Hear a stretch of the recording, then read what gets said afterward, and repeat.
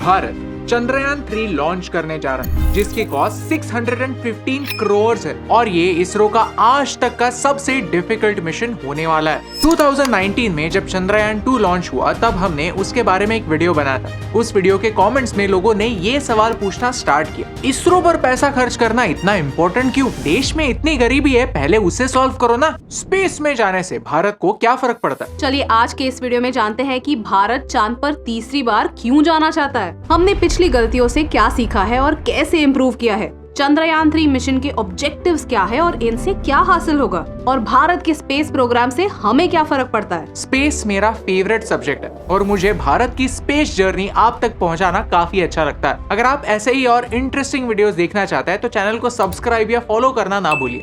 ये आपके लिए तो फ्री है, लेकिन इससे हमारी बहुत हेल्प होती है। लेकिन वीडियो स्टार्ट होने से पहले I want to tell you about the sponsor of today's video, coding invaders. जैसे इसरो भारत को स्पेस के शिखर पर पहुंचाना चाहता है, कोडिंग इन्वेडर्स आपके करियर को नेक्स्ट लेवल पर ले जाना चाहता है। डेटा एनालिस्ट ये एक काफी हाई डिमांड और हाई पेइंग जॉब बन चुका है, क्योंकि हमारी सारी दुनिया डेटा ड्रिवन बन गई है। चाहे वो ई कॉमर्स हो या मैन्युफैक्चरिंग या कोई भी फील्ड, डेटा एनालिस्ट की जरूरत हर फील्ड में है। आप भी इस हाई डिमांड और हाई पेइंग वर्ल्ड का हिस्सा बन सकते हैं कोडिंग इन्वेडर्स के साथ। अगर आपका बैकग्राउंड टेक में नहीं है या फिर आपको कोडिंग का सी भी नहीं आता तो नो प्रॉब्लम। कोडिंग इन्वेडर्स का डेटा एनालिस्ट कोर्स ऐसे ही लोगों के लिए बना है जो एक नॉन टेक बैकग्राउंड से आते हैं। ये फ्रेशर्स के लिए भी है और उनके लिए भी जो अपने करंट जॉब प्रोफाइल से खुश नहीं है, क्योंकि जॉब सिर्फ जॉब नहीं, एक करियर होना चाहिए जहां आपको ग्रोथ की अपॉर्चुनिटी हो। कोडिंग इन्वेडर्स में आपको वन-ऑन-वन मेंटरशिप के साथ ये भी सिखाया जाता है कि खुद को इंटरव्यू में कैसे प्रेजेंट करते हैं, लिंक्डइन पर प्रोफाइल कैसे बनाएं, सीवी कैसे बनाएं। कोडिंग इन्वेडर्स के मॉक इंटरव्यूज के साथ आप आपके ड्रीम जॉब के लिए प्रिपेयर कर सकते हैं। इनका job assistance batch Amazon, Philips, ZTV, Deloitte जैसे कंपनीज में काम करने वाले इंडस्ट्री एक्सपर्ट्स ने डिजाइन किया है।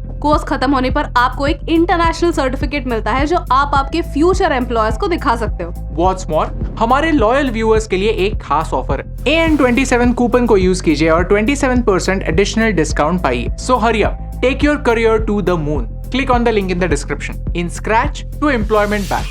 Chapter 1.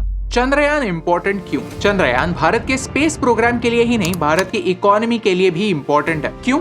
चलिए जानते हैं। अक्सर जब हम कोई स्पेस डॉक्यूमेंट्री देखते हैं तो लगता है कि चांद पृथ्वी से ज्यादा दूर नहीं है, लेकिन सच तो ये है कि चांद और पृथ्वी के बीच इतना ज्यादा डिस्टेंस है कि हमारे सोलर सिस्टम के सारे प्लैनेट्स बीच में फिट हो जाएंगे। The moon is very far, जो हमने इस वीडियो में एक्सप्लेन भी किया है। मून सिर्फ एक सैटेलाइट नहीं, एक जियोपॉलिटिकल माइलस्टोन है। जब हम मून लैंडिंग की बात करते हैं तो हमारी आंखों के सामने नील आर्मस्ट्रांग और बज एल्ड्रिन की ये इमेजेस आती है, लेकिन बहुत कम लोग ये जानते होंगे कि अमेरिका से पहले USSR चांद पर पहुंचा था, लूना 2 के साथ, वो भी अपोलो 11 मिशन से 10 साल पहले। ऑफ कोर्स रशिया ने कभी भी इंसानों को मून पर नहीं भेजा है, लेकिन चांद पर पहुंचने वाले वो पहले थे। दुनिया में ऐसे सिर्फ 3 देश हैं जिन्होंने चांद पर सॉफ्ट लैंडिंग किया है, अमेरिका, रशिया और चाइना। सॉफ्ट लैंडिंग का मतलब है सेफ लैंडिंग, यानी लैंड करने के बाद स्पेसक्राफ्ट सेफ हो। ये सॉफ्ट लैंडिंग काफी इम्पोर्टेंट है, क्योंकि एक बार हमने ये प्रूव कर दिया कि इसरो सॉफ्ट लैंडिंग कर सकता है तो हम इम्पोर्टेंट इंटरनेशनल स्पेस प्रोजेक्ट्स ले सकते हैं। जो काम आज नासा कर रहा है और पैसे कमा रहा है, वही काम हम भी कर सकते हैं। 2008 में चंद्रयान 1 के जरिए हम चांद पर पहुंचे जरूर, लेकिन वो एक मून इम्पैक्ट प्रोब था जिसने हार्ड लैंडिंग की थी। 4 साल पहले चंद्रयान 2 का भी मेन ऑब्जेक्टिव यही था कि चांद पर सॉफ्ट लैंडिंग करे। चंद्रयान का लॉन्च सक्सेसफुल हुआ था। इनफैक्ट अर्थ से मून तक की 3,84,400 किलोमीटर की दूरी हमने सक्सेसफुली कंप्लीट भी की, लेकिन लैंड करते समय सरफेस से सिर्फ आधे किलोमीटर दूर होने के बावजूद एक सॉफ्टवेयर ग्लिच की वजह से हम लैंड नहीं कर पाए।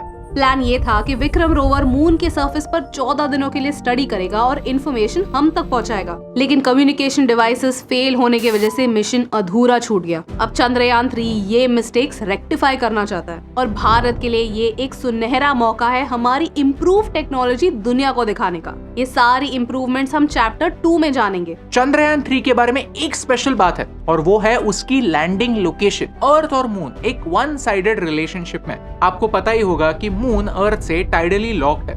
मीनिंग यह है कि मून की सिर्फ एक ही साइड हमेशा अर्थ को दिखती है और दूसरी साइड नहीं। मून का 41% हिस्सा पृथ्वी से छुपा हुआ रहता है। सिमिलरली मून के साउथ पोल में ऐसे बड़े बड़े क्रेटर्स हैं जहां अरबों सालों से सनलाइट पहुंचा ही नहीं है। इन क्रेटर्स को स्टडी करके हम हमारे सोलर सिस्टम के ओरिजिन्स के बारे में इंपॉर्टेंट इंफॉर्मेशन पा सकते हैं। माना जाता है कि इन क्रेटर्स में पानी छुपा हो सकता है, वो भी थोड़ा बहुत नहीं, 100 मिलियन टन पानी। एट द सेम टाइम यहाँ hydrogen, ammonia, methane, sodium, mercury, silver जैसे एसेंशियल रिसोर्सेज हैं। ये लोकेशन आने वाले स्पेस मिशंस के लिए एक इम्पोर्टेंट स्टॉप बन सकता है। Chapter 2 Why this mission is different। Chandrayaan 2 और चंद्रयान 3 में इम्प्रूवमेंट्स क्या हुई? 5 पॉइंट्स है और सबको एक एक करके समझते हैं। Number 1 is payload. 2019 के मिशन में हमारा पेलोड थोड़ा और कॉम्प्लेक्स था, जहां 3 मेन कंपोनेंट्स थे, लैंडर, रोवर और ऑर्बिटर। 2023 के मिशन में हमारा पेलोड सिंप्लीफाई हो चुका है और यहाँ सिर्फ लैंडर और रोवर ही है। 2019 में हमारे ऑर्बिटर ने उसका मिशन कंप्लीट किया था, इसीलिए इस बार ऑर्बिटर को इंक्लूड करने की जरूरत नहीं पड़ी। Number 2 powerful lander. चंद्रयान 3 के टीम ने चंद्रयान 2 के मिस्टेक से इम्पोर्टेंट लेसन सीखे हैं। हमारे लैंडर के लेग्स और ज्यादा स्ट्रॉन्ग बनाए हैं ताकि वो इम्पैक्ट को बेहतर तरीके से रेजिस्ट कर पाए और सरवाइव कर पाए। पहले हमारा इंजन उतना पावरफुल नहीं था, तो वो लैंड करने से पहले सही समय रहते अपना स्पीड कम नहीं कर पाया और उसे एग्जैक्टली जहां पर लैंड करना था उस स्पॉट से कुछ 750 मीटर्स दूर जाकर गिरा। अब हमारे लैंडर की इंजन कैपेसिटी बढ़ाई गई है। एट द सेम टाइम उसमें हजार्ड डिटेक्शन सिस्टम भी ऐड हुआ है। Number 3 instruments. मून अर्थ को स्टडी करने के लिए एक ग्रेट प्लेटफॉर्म बन जाता है, जिससे हम हमारी पृथ्वी के बारे में डेटा कलेक्ट कर सकते हैं और फ्यूचर मिशंस प्लान कर सकते हैं। इनका यूज वेदर पैटर्न डिटेक्शन के साथ साथ एक्सोप्लैनेट्स के स्टडीज में भी हो सकता है। चंद्रयान 3 में शेप यानी स्पेक्ट्रोपोलरिमेट्री ऑफ हैबिटेबल प्लैनेट अर्थ नाम का एक इंस्ट्रूमेंट होने वाला है, जिससे हमारी अर्थ का डेटा रीड करके हमारी सोलर सिस्टम के बाहर हैबिटेबल एक्सोप्लैनेट्स ढूंढने में यूज हो सकता है। Number 4 launch vehicle.